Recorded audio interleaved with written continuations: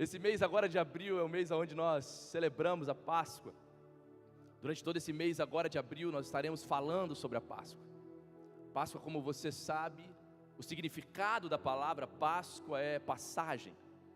Quando nós falamos sobre Páscoa, eu quero que você comece a entender que apesar de nós celebrarmos aqui, na terceira semana agora, nós teremos aqui, vai ter ovinho, vai ter chocolate, vai ter tudo, vai ter apresentação, vai ter peça, vai ter espetáculo, vai ter tudo. Mas eu quero que você entenda que a Páscoa, ela não é essa cerimônia simplesmente. A Páscoa tem um significado, tem um simbolismo. De novo, Páscoa significa uma passagem. É literalmente uma lembrança de um lugar onde eu já estive, mas já não estou mais. Sempre que falamos sobre Páscoa, sempre que falamos sobre passagem, eu estou me lembrando de um lugar onde um dia eu estive, mas eu já não estou mais. É literalmente uma estação que se encerra. É um tempo que se encerra para começar algo novo. Tem alguém comigo aqui nessa manhã? Quando falamos sobre Páscoa, estamos falando sobre uma estação que termina para que uma nova possa começar. É por isso que Páscoa não é o fim, Páscoa é o começo. É por isso que Páscoa não é o término de algo, é o início de algo novo. Tem alguém comigo aqui nessa manhã em nome de Jesus? Nós estamos declarando nessas últimas semanas uma nova estação sobre nós. Quem esteve aqui domingo passado, quem esteve aqui vivendo algo sobrenatural domingo passado, a última semana que nós vivemos, nossas crianças, nossos adolescentes sendo cheios do Espírito Santo, um mover sobrenatural acontecendo, declaramos mesmo, Senhor, estamos entrando em uma nova estação, e eu quero te dizer, essa estação já começou. Não, eu vou repetir para você, essa nova estação não vai iniciar, ela já começou na sua vida. Quando falamos sobre Páscoa, estamos falando sobre isso, sobre algo que está iniciando, não é o fim, é o início. E apesar de muitos celebrarem a festa da Páscoa, se lembrando apenas da morte de Jesus, como se fosse o fim de algo, eu quero novamente te lembrar, Páscoa não é o fim, é o começo, é o início, é uma nova estação, é um novo tempo. Posso ouvir um amém em nome de Jesus? Sempre que o judeu ele olha para a Páscoa, ele se lembra daquilo que o Senhor fez no Egito, ele se lembra da mão do Senhor tomando aquele povo e libertando-os da escravidão. Agora eu e você, quando olhamos para a Páscoa, nós devemos nos lembrar daquilo que Jesus fez na cruz do Calvário. Precisamos olhar para a cruz e lembrarmos que ali, através da cruz, na cruz, fomos libertos da maldição, fomos libertos do pecado, fomos libertos da morte. Tem alguém livre aqui nessa manhã? Tem alguém aqui que pode glorificar o nome do Senhor Jesus? Tem alguém aqui que pode dizer, eu sou livre? Essa é uma verdade que eu e você não podemos nos esquecer. Quando olhamos para a cruz, nos lembramos daquilo que Jesus fez por nós. Agora, a Páscoa ela é a primeira de 7 festas bíblicas. Na palavra vai nos mostrar 7 festas bíblicas, e dentre elas, a primeira é a Páscoa. Logo em seguida, vem a festa de Pentecostes, e por último, a festa de Tabernáculos. Você deve se lembrar que, nessa festa chamada festa de Pentecostes, 50 dias depois da Páscoa, no Antigo Testamento, foi o momento onde o Senhor ele instituiu as leis, aonde ele estabeleceu as leis sobre o povo. Mas na nova aliança, esse tempo chamado Pentecostes, essa festa bíblica chamada Pentecostes, é o tempo onde o Espírito Santo veio e desceu sobre aquele povo, e encheu a casa, e a Bíblia vai dizer que todos foram cheios do Espírito Santo de Deus.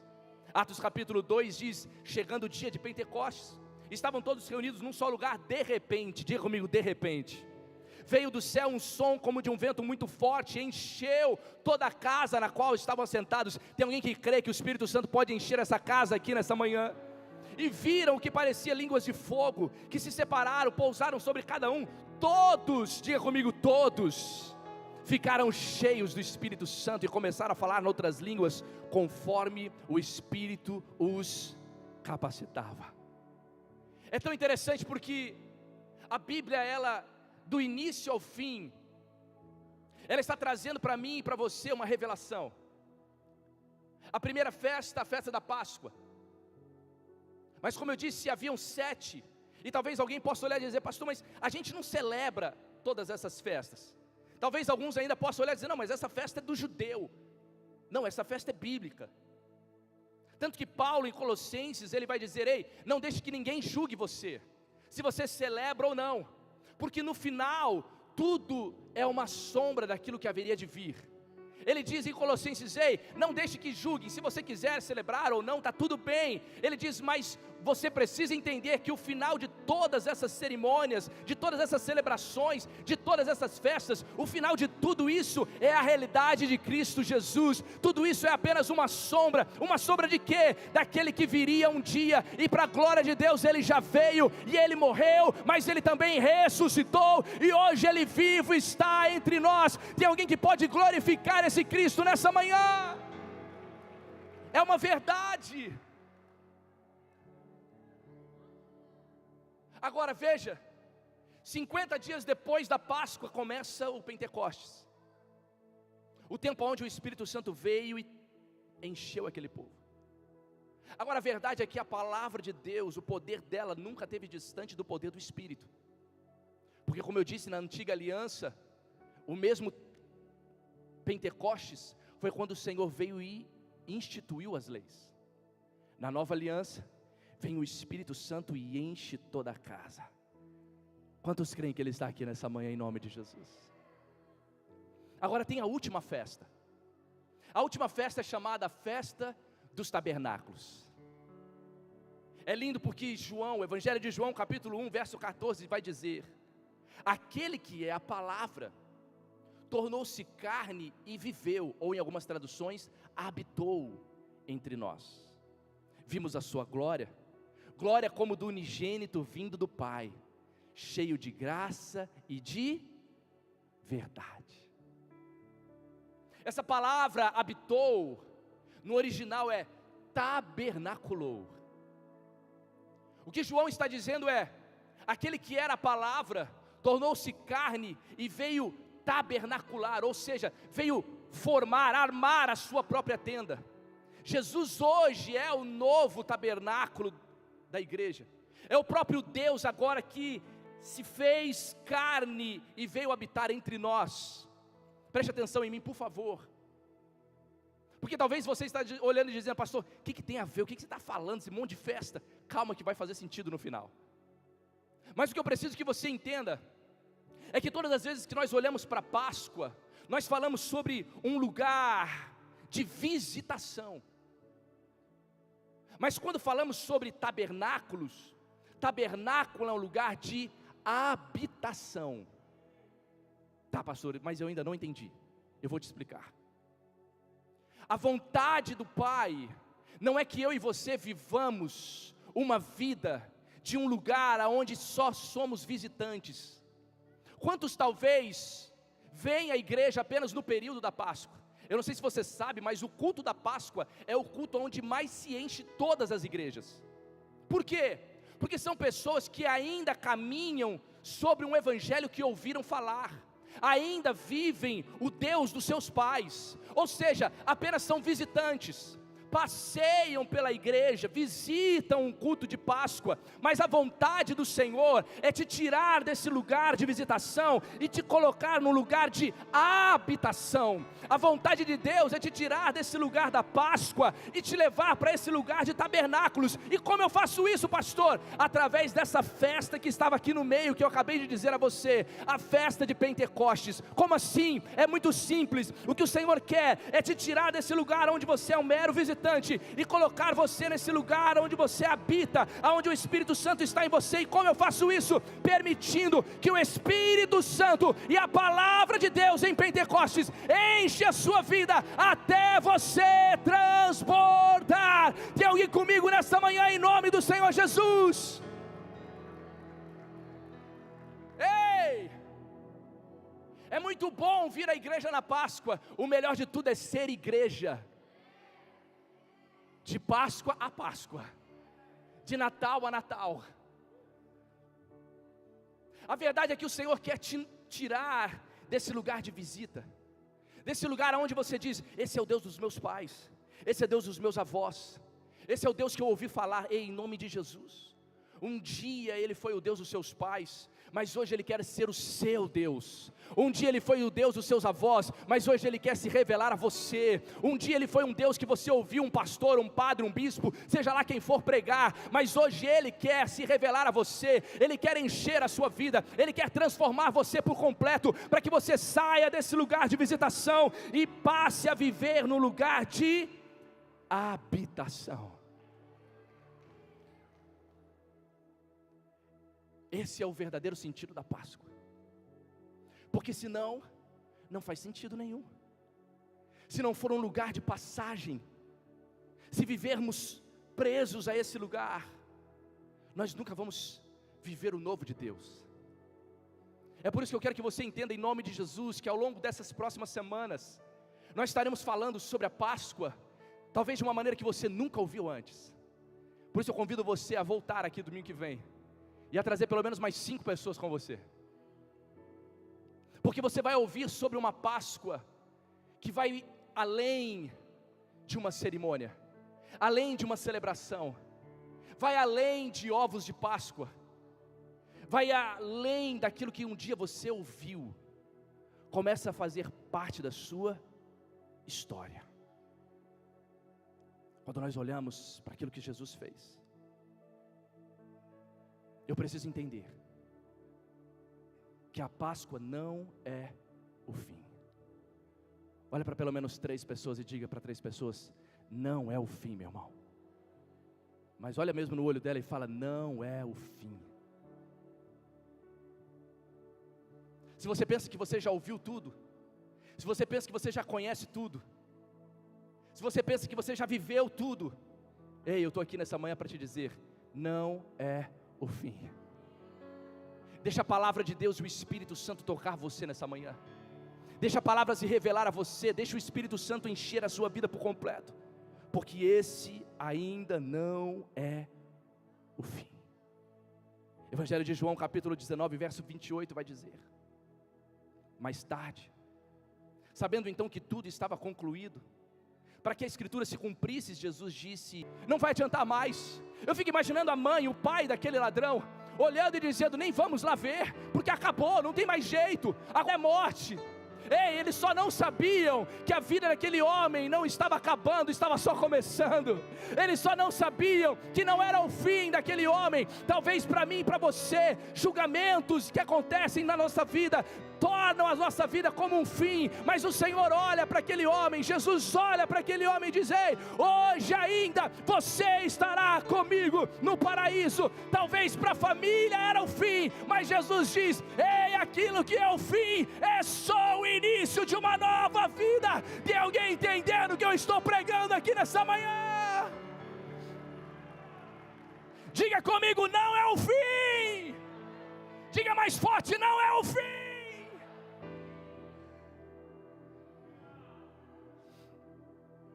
Para aquele ladrão era a última sexta-feira, mas Jesus olha e diz: não é o fim. Hoje eu começo a escrever uma nova história na sua vida. Talvez você colocou um ponto final na sua sexta-feira, mas o Senhor te trouxe aqui nessa manhã para dizer: não é um ponto final, é uma vírgula, porque eu vou continuar escrevendo uma história, porque eu vou continuar escrevendo algo novo. Talvez os seus olhos não vejam, talvez a sua família não acredite, talvez nem você mais tenha esperança, mas não é o fim. A morte de Jesus não foi um acidente. Estar no meio daqueles 2 ladrões não foi um acaso. Assim como estar aqui nessa manhã, eu e você juntos reunidos, não foi uma escolha nossa. Ele te trouxe aqui só para te dizer: não é o fim. Você não vai morrer, você não vai adoecer, você não vai perder. Pastor, essa mensagem é muito motivacional, muito positivista. Eu te pergunto: a fé é o que então? Se não for para eu acreditar que Ele morreu para me ressuscitar com Ele, não faz sentido nenhum pregar o evangelho da cruz.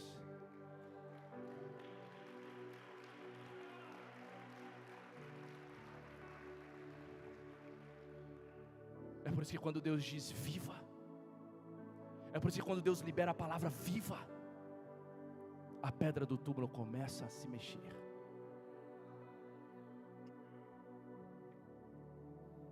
É o mesmo Deus que no vale de ossos secos. Mas é tão interessante porque a Bíblia vai contar a história de outros homens que também morreram e também ressuscitaram. Jovens, crianças que também morreram, mas também ressuscitaram.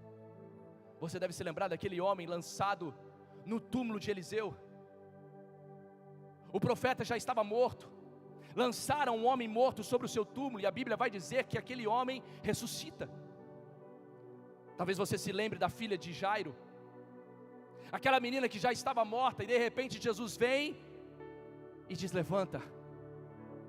Talvez você se lembre do amigo de Jesus, Lázaro, há 4 dias morto, já não havia mais esperança. Mas a palavra do Senhor diz que Jesus, ao se aproximar, Marta, irmã de Lázaro, chega até Jesus dizendo: se o Senhor estivesse aqui, ele não teria morrido. Jesus então diz: leve-me até ele. Jesus responde dizendo: leve-me até onde vocês o sepultaram. Preste atenção em mim. Jesus está olhando para Marta e Maria e dizendo: ei, me leve até a sua sexta-feira. Jesus está dizendo: ei, me leve até o lugar da sua frustração. Jesus está dizendo: ei, me leve até o lugar da sua decepção. Marta estava decepcionada. Ela olha e diz: se o Senhor estivesse aqui, ele não teria morrido. Jesus olha então e diz: me leve até esse lugar. Me leve até o lugar da sua frustração. Me leve até o lugar da sua decepção. Me leve até o lugar da sua dor. Me leve a esse lugar. E a palavra vai dizer que Jesus, ao chegar naquele lugar, ele libera apenas uma palavra dizendo: Lázaro, vem para fora.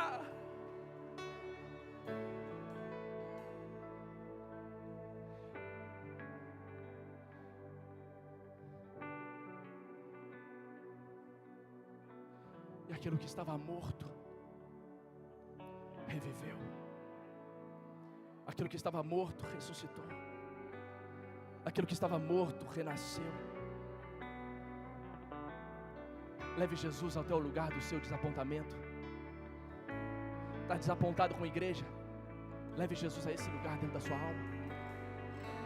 Está frustrado, está decepcionado, está amargurado, está abatido? Leve Jesus a esse lugar. Há um lugar onde ninguém vê. Há um lugar talvez onde ninguém conhece. Ao mais profundo do seu íntimo, onde talvez ninguém observe, onde ninguém percebeu, mas você pode olhar e dizer: Jesus, vai a esse lugar. Jesus, vai a esse lugar, eu te entrego esse lugar, e ressuscita isso na minha vida. É interessante porque só pode ouvir, só pode haver ressurreição se houver morte. Jesus já tinha ouvido falar: seu amigo está doente. Jesus já tinha ouvido falar: seu amigo está morto. Jesus já tinha ouvido falar, mas ele olha e diz: não, ele só dorme. Era necessário que ele esperasse 4 dias. Era necessário que ele esperasse a morte. Porque eu só posso dizer que algo na minha vida é capaz de ressuscitar se primeiro morrer. Eu só posso dizer que algo na minha vida ressuscitou se primeiro tiver morte. É por isso que Jesus morre, é por isso que Ele se entrega. Agora preste atenção em mim, porque todos esses que eu mencionei, morreu, ressuscitou, mas voltaram a morrer. A filha de Jairo morreu novamente, Lázaro morreu novamente, aquele profeta morreu novamente, todos voltaram a morrer. Mas o Evangelho de João, no capítulo 11, Jesus vai dizer a sua 7ª declaração. A 7ª declaração de Jesus é: disse-lhes Jesus, Eu sou a ressurreição e a vida. Aquele que crê em mim, ainda que morra, viverá. Ei, vamos ler juntos, vamos. Diga: eu sou a ressurreição e a vida.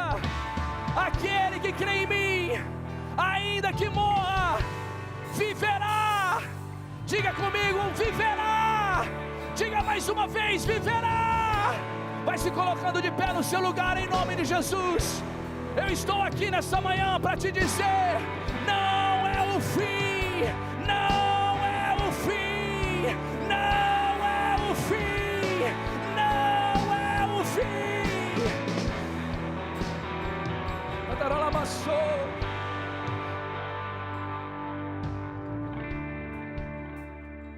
Os estudiosos vão dizer que quando Maria entra no túmulo e vê o túmulo vazio, ele não estava completamente vazio. Os lenços que Jesus estava envolto estavam lá, mas esses lenços estavam dobrados e colocados em uma posição que só o judeu entendia. Ao dobrar os lençóis e colocar na posição que estava, o judeu, ao olhar os lençóis, sabia: a pessoa que dormiu nesse lugar saiu, mas volta.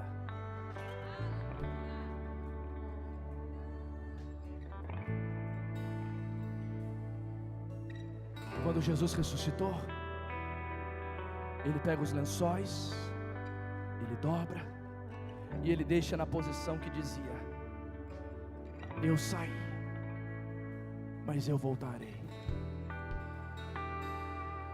Eu saí, mas eu voltarei. Por quê, pastor? Para que se cumprisse 1 Coríntios capítulo 15. Vamos ler juntos. Quando porém, coloque para mim o texto, por favor. Quando porém o que é corruptível se vestir de incorruptibilidade, e o que é mortal de imortalidade, então se cumprirá a palavra que está escrita: a morte foi destruída pela vitória. Onde está a morte? A sua vitória. Onde está a morte? O seu aguilhão. O aguilhão da morte é o pecado, e a força do pecado é a lei. Mas graças a Deus, vamos igreja, vamos ler juntos. Mas graças a Deus que nos dá a vitória por meio de nosso Senhor Jesus Cristo.